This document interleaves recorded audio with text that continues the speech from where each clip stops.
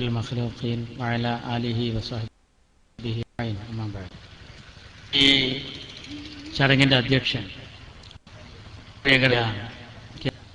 പ്രിയപ്പെട്ട എൻ്റെ സഹപ്രവർത്തകനും STUവിൻ്റെ സംസ്ഥാന ഭാരവാഹിയുമായ പ്രിയങ്കരനായ അഡ്വക്കേറ്റ് റഹ്മത്തുള്ള സാഹിബ്,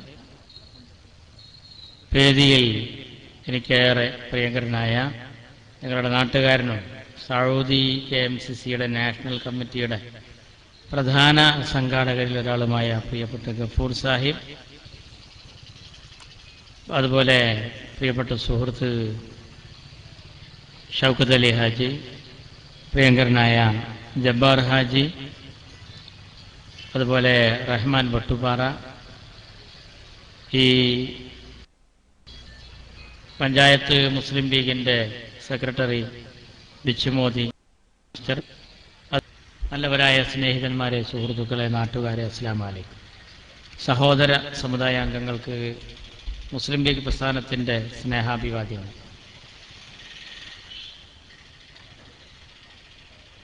വളരെ ശ്രദ്ധേയമായ ഒന്ന് രണ്ട് പ്രസംഗങ്ങളാണ് ഇവിടെ നടത്തിയത്. എൻ്റെ പ്രിയപ്പെട്ട സ്നേഹിതനും ഒഡേപെക് ചെയർമാനുമായ KP മുഹമ്മദ് കുട്ടി സാഹിബ് ചുരുങ്ങി KMCC ചെയ്യുന്ന സേവനങ്ങളെക്കുറിച്ച് സൂചിപ്പിക്കുകയുണ്ടായി. ഇന്നത്തെ ചന്ദ്രിക ദിനപത്രത്തിൽ ഹൃദ്യമായ മനോഹരമായ ഒരു ഫോട്ടോയുണ്ട്. സയ്യിദ് സ്വാദിഖ് അലി ശിഹാബ് തങ്ങളും അതുപോലെ KP മുഹമ്മദ് കുട്ടി സാഹിബ് KMC സെക്രട്ടറി അബ്ദുൾ റബ്ബും ഒക്കെ നിൽക്കുന്ന ആ ചിത്രത്തിൽ പാണക്കാട്ടെ സ്വാദിഖ് അലി ശിഹാബ് തങ്ങൾ അടക്കം അല്പം പിറകിലാണ്. മുന്നിൽ നിൽക്കുന്നത് ആരാണ്? മുന്നിൽ നിൽക്കുന്നത് തിരൂരിലെ സുനിൽ എന്ന് പറയുന്ന ഒരു സഹോദരൻ. അവരുടെ കയ്യിൽ നിന്ന് പൂമാല സ്വീകരിക്കുന്നത് ആരാണ്? സുബിത എന്ന് പറയുന്ന ഒരു സഹോദരി. ആ ചിത്രത്തെക്കുറിച്ച് ഞങ്ങൾ ഇന്ന് രാവിലെ പത്രം വായിച്ചപ്പോൾ എൻ്റെ സഹപ്രവർത്തകരുമായി കുറേ കാര്യങ്ങൾ പങ്കുവെക്കുകയുണ്ടായി. ഒരു 10 ആളുകളെ ഒരു വിവാഹത്തിന് തിരഞ്ഞെടുക്കുമ്പോൾ സഹോദര സമുദായത്തിൽ നിന്നൊരു കുട്ടിക്ക്, അവരെ സംബന്ധിച്ചിടത്തോളം ഇന്നത്തെ കാലത്ത് 8 പവന്റെ വില നമുക്കൊക്കെ അറിയാവുന്നതുപോലെ ഒരു മഹത്തായ കാര്യമായിട്ടാണ് ഏതൊരു കുടുംബവും പരിഗണിക്കുക എന്ന് നമുക്കൊക്കെ അറിയാം.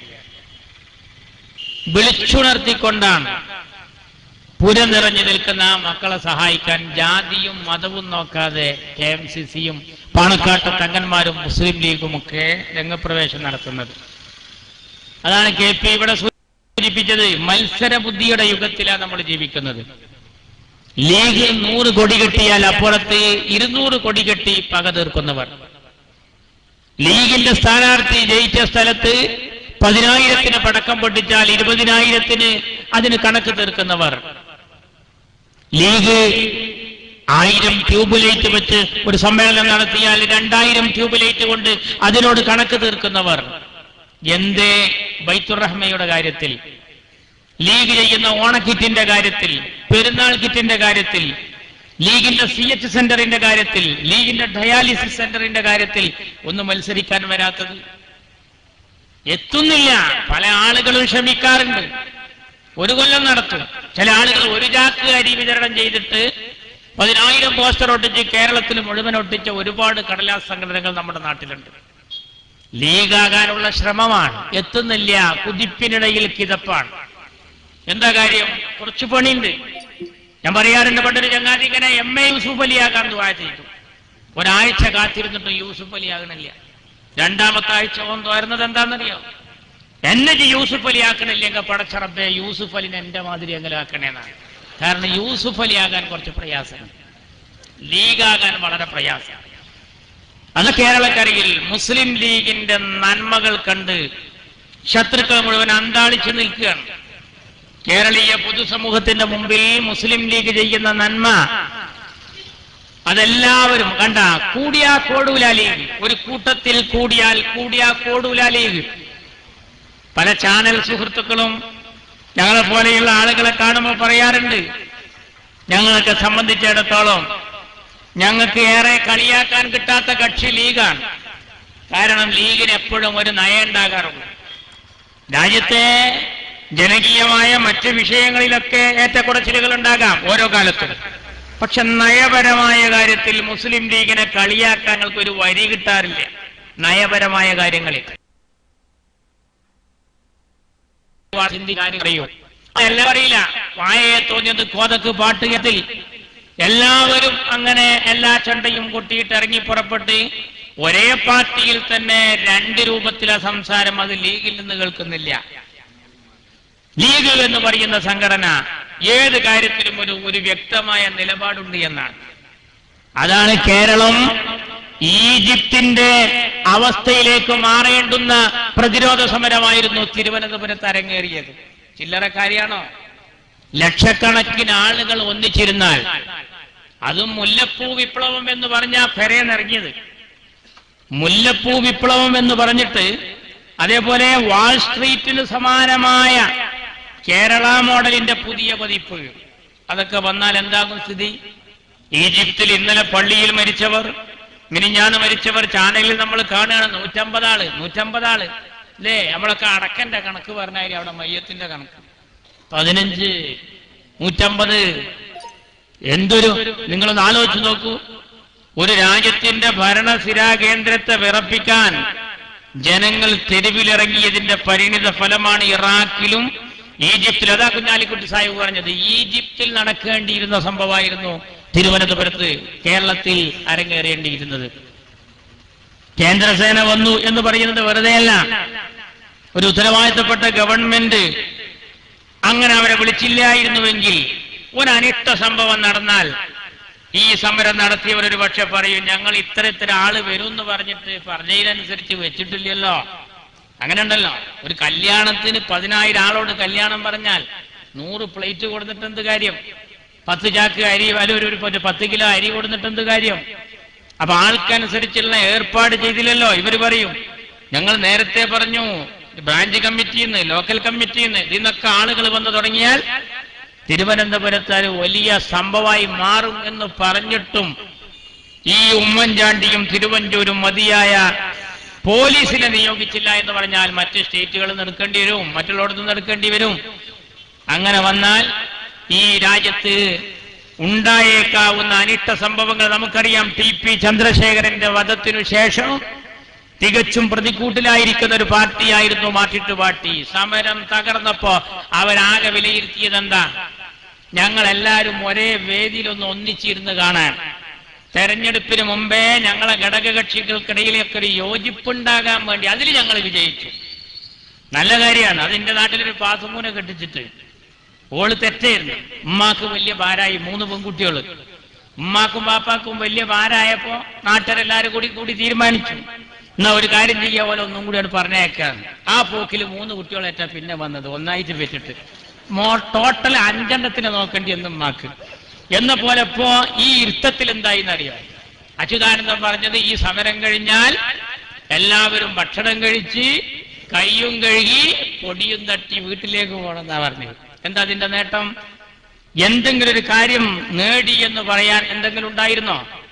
ഞാനിന്ന് താനൂരിലെ ആർട്സ് ആൻഡ് സയൻസ് കോളേജിന്റെ ഉദ്ഘാടനത്തിന് വന്ന ഉമ്മൻചാണ്ടിയുടെ ആ വരവിനെ കുറിച്ച് ചാനലിൽ ആ തത്സമയ സംപ്രേഷണം ഇരുന്ന് കാണുകയായിരുന്നു.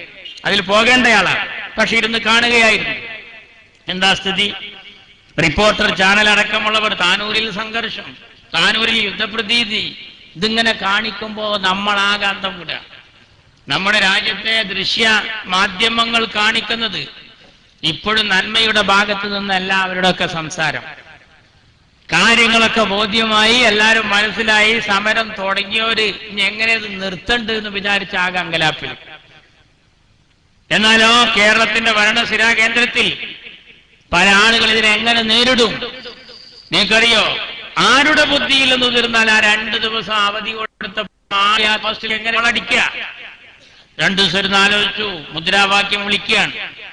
എന്നിട്ട് അങ്ങനെ ഇരുന്ന് ആലോചിക്കണം മക്കളെ. ഞാൻ വെറുതെ പറഞ്ഞതല്ല. ഒരു ദിവസത്തെ ചെലവ് മാതൃഭൂമി എഴുതിയത് 10 കോടി.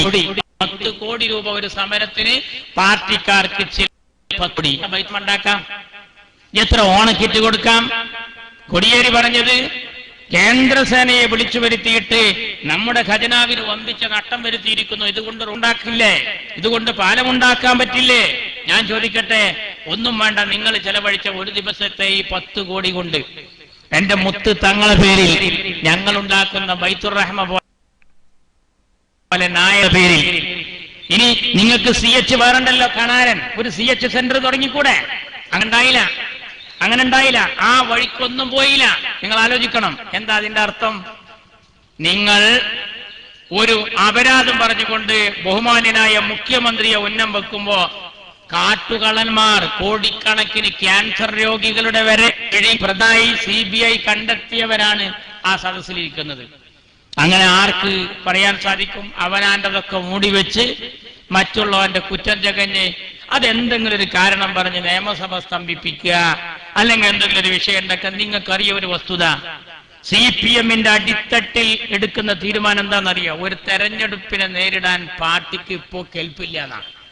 അതാണ് ഉമ്മൻചാണ്ടി രാജിവെക്കണം, ഗവൺമെന്റ് രാജിവെക്കണം എന്ന് ഞങ്ങൾ പറയണില്ല. അതെന്താ? ഗവൺമെന്റ് രാജിവെച്ചാൽ ഒരു തെരഞ്ഞെടുപ്പ് പ്രഖ്യാപിക്കും. തെരഞ്ഞെടുപ്പ് പ്രഖ്യാപിച്ച എന്താ സ്ഥിതി? ഇന്ന് ചന്ദ്രചൂടഞ്ഞു ശരിയാണ്. എന്താ ചന്ദ്രചൂടൻ ഇമാമ് ശരിയല്ല എന്ന് പറയാൻ? സംഘാടനത്തിൽ പിഴവ് വന്നിട്ടുണ്ട്. അപ്പൊ എന്തായിരുന്നു ലക്ഷ്യം? തെരഞ്ഞെടുപ്പിന് മുമ്പേ നമുക്കൊന്ന് ഒന്നിച്ചിരിക്കാൻ. ഇരുന്നിട്ടും കുടുങ്ങി. ഭരണസിരാ കേന്ദ്രത്തിൽ ഉത്തരവാദിത്തപ്പെട്ട ആളുകൾ എങ്ങനെ അവരെ പിരിച്ചുവിടുക എന്നുള്ള അങ്കലാപ്പിലുമായപ്പോ ഏത് ബുദ്ധിയായാലും ആ പ്രവർത്തിച്ചത് വളരെ മനോഹരായി. ഇരുന്നൂരും മെല്ലെ എണീറ്റ് പോയി അല്ലേ? ഒരു ഈച്ച പോലും കടക്കൂല എന്നാ പറഞ്ഞു സെക്രട്ടേറിയറ്റിലേക്ക്. കാരണം എന്താ? ഈച്ച മുഴുവൻ അവിടെ ഇരുന്ന്, സമരമുള്ളവിടുത്തായിരുന്നു ഈച്ച.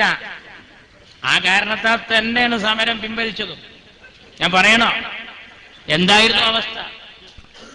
ആകെ നാറിയ, ഇതുപോലൊരു നാറിയ സമരം എന്ന് വിളിക്കേണ്ടതിന് പകരം ഭരണം എന്ന് വിളിച്ചു എന്ന് മാത്രമേ ഉള്ളൂ.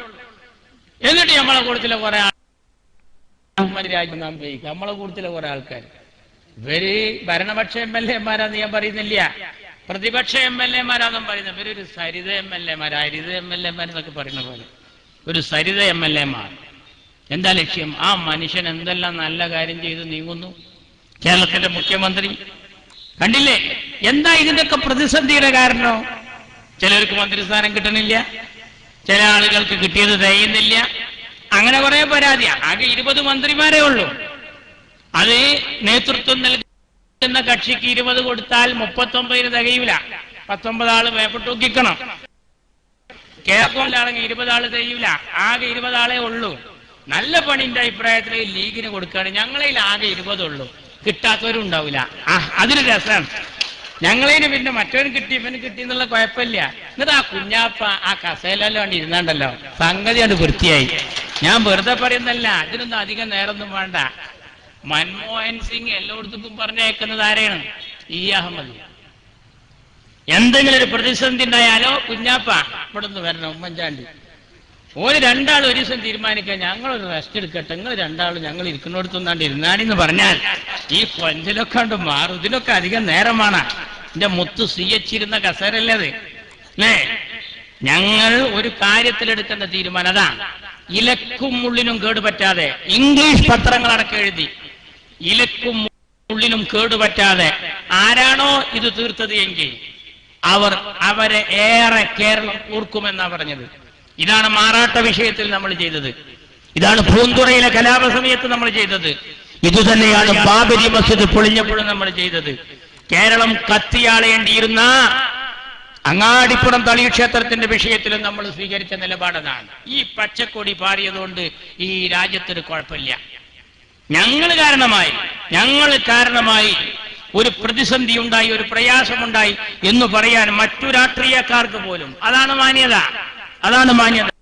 ഞങ്ങളേറെ ഈ രാജ്യ താല്പര്യം ഈ ജനങ്ങൾക്ക് ഇരുത്തി പഠിപ്പിച്ച് ആരോപണങ്ങളൊക്കെ പ്രകടനങ്ങളും ആത്മസംയമനം പാലിക്കാൻ പരിശീലനം സിദ്ധിച്ച ഒരു പട്ടാളത്തെ പടച്ചിട്ടയോടുകൂടി പാണ്ടിക്കടവത്ത് കുഞ്ഞാപ്പയും പാണക്കാട്ടെ തങ്ങളും കൊണ്ടുപോവുകയാണ്.